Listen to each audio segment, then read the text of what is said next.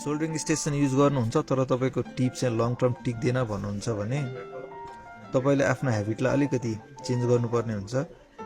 जब तपाईँले सोल्डरिङ station use गर्नुहुन्छ त्यसपछि कपर वायरमा एकचोटि राम्ररी सफा गर्नुहोस् तातो हुँदा नै।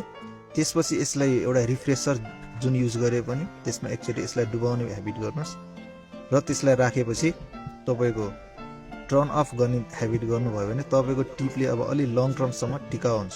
सबै सामानको टिकाउ चाहिँ हाम्रो ह्याबिटमा नै डिपेन्ड गर्छ। अटो स्लिप नहुने आइरनहरूमा यो प्रोसेस गर्दा तपाईँको टिप लङ टर्म टिक्न सक्छ। मोर डिटेल्सको लागि welcome to easy tools Nepal Mahabauddha.